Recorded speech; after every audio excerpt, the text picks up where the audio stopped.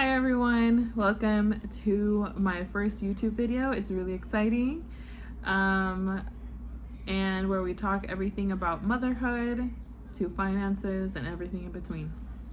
All right, so what got me into my journey with finances was my own self-discovery. When I was bouncing around from job to job, trying to find my ground.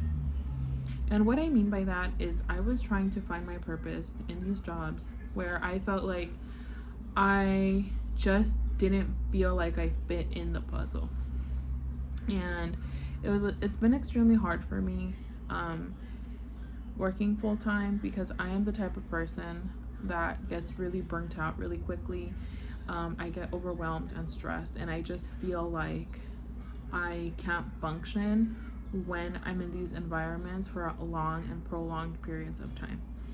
So I know that now it kind of goes hand in hand with my PTSD, which is because I had a really challenging childhood, but it's been my PTSD that I feel like sometimes gets in the way of me being able to function like everybody else. And what I mean by that is that our society pushes us to live in this very fast-paced, overconsumption society where we're just kind of like robots. And I feel like before you know it, the years has gone by and life has just kind of like passed us up, and we spend most of our time working. And I feel like, me personally, I just feel like I couldn't do that.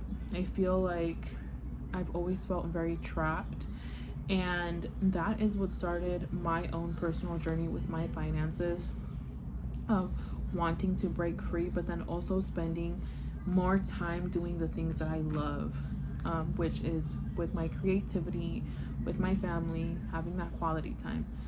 And about 3 years ago, when I had my son, it really put into perspective what kind of life I would have had if I continued the way I was going. So for example, I had my son about, as I mentioned, like 3 years ago, and I went through postpartum depression. And so since I already had PTSD, I just feel like it kind of just mingled with each other, and my mental health was not doing that great. And so half of the time, becoming a new mom, I would feel very overwhelmed from time to time. Even if I was getting help, even if I was getting as much support as I needed, I still felt like I just felt like my being was very overwhelmed. And after that is when I soon discovered that I needed to take a step down. Not because I was lazy or insufficient, but because I feel like I needed to attend to my mental health and to really listen to what was going on inside of me that I was neglecting for so long, because I wanted to be on that hamster wheel. And so after I left my job, I gave it some time, and after that I was able to finally go back into the workforce. And now I'm working part-time, and I found a really good job that works with my schedule, and I work from home, which makes it even better for me as a mom. And I feel like for me that just works out so much better in so many different ways. But having said that, I feel like I still had to be very mindful of our finances and our expenses. So there were a few things that I had to reaccommodate. And not only that, and when my parents were constantly working, I felt like I never got that time to really bond with my parents or even my mom, because she was always working so hard. And I think that's one thing that stood out to me from my own healing journey, and that I really wanted to be there for my child's formative years, because I felt like it was going to be one of the most important times, not only for him but for me as well. And with that, I took the leap of faith, and since then I've been doing everything that obviously like I can control, and just being more mindful. And I think that this journey really took me for a spin, because not only did I learn more about myself, but I also got to learn more about our environment and how important it is to try to reduce the amount of emissions that is being released, the CO2 that's being released into the atmosphere, and what we can really do as a society and where we're going.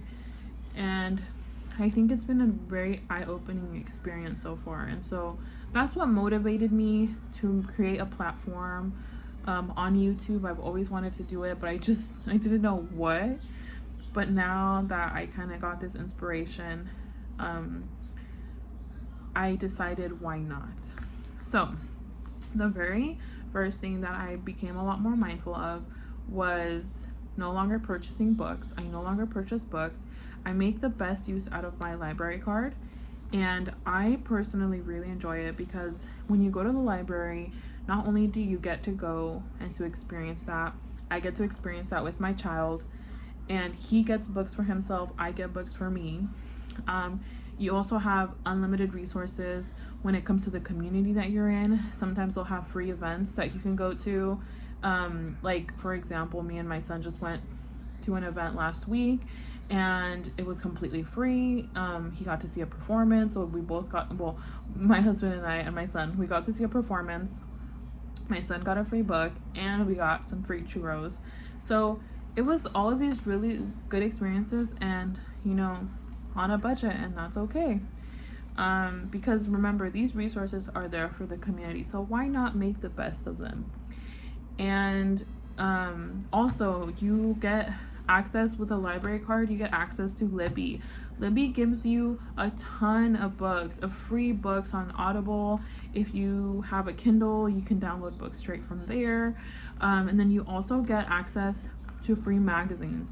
I know that's how it is in California. I'm not sure about anywhere else, but please, let's build a community of resources, and comment down below if there's any other states that you do something else, or let us know if there's any other resources that I may have missed.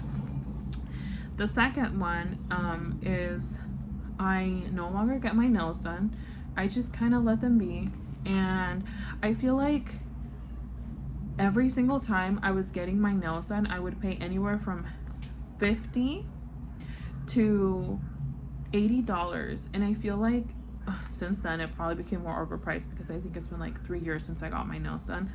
But I just feel like it wasn't worth it for me. Like, I was just like, yeah, no, like, I'm not gonna want to keep up with this, and at the end of the day, like, I just don't see the point. If I really want to get my nails done, then maybe I can do them at home, using the nail polishes I already have. Number 3, I was dyeing my hair excessively, and I just feel like not only was it getting expensive, but then also my hair was really damaged, and I feel like it's gotten a lot better, but I just don't think I would ever do that again. I did it for the experience and because I enjoyed it at the time, but not anymore. I just feel like I just can't, I just feel like I just don't see why, or like the need as to why. Like, it's not a necessity for me. The fourth thing I no longer do also is I don't impulse buy. So if I want to buy something that I feel like me or my family needs, I'll sit on it. Sometimes it's really cool because I accumulate points on my Fetch or my Upside app, and I will buy things that we need with that. Like, for example, on Fetch you get free gift cards with all of your points from your receipts, so that's pretty cool. Or I'll let it marinate in my head for a couple days, and then I'll buy it if we absolutely need it. The fifth thing, I no longer overpay for my internet bill. Since my husband and I are low income, we got our plan from $70 all the way down to $30. And the next thing we also no longer buy is number 6, I think. Hopefully.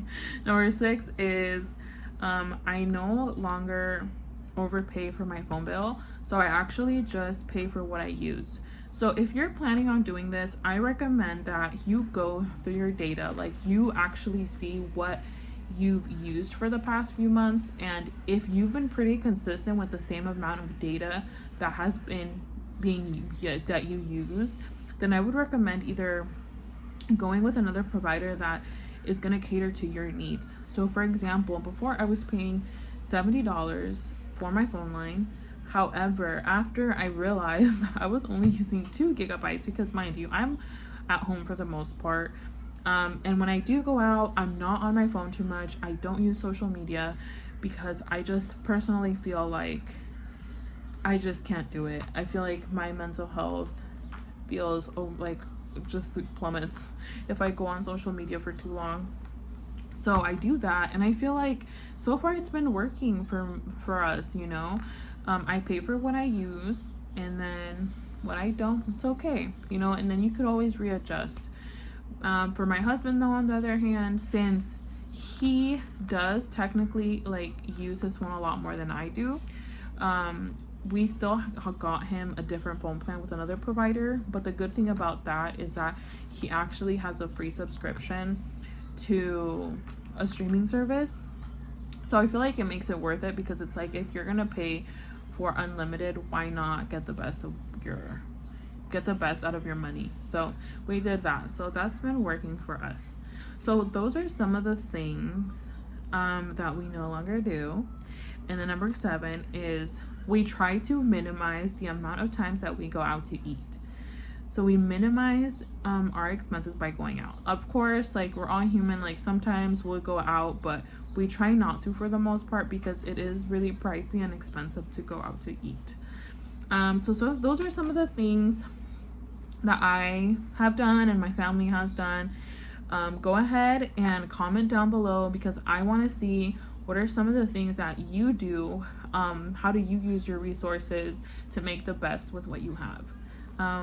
And I'll see you guys on my next video. Bye.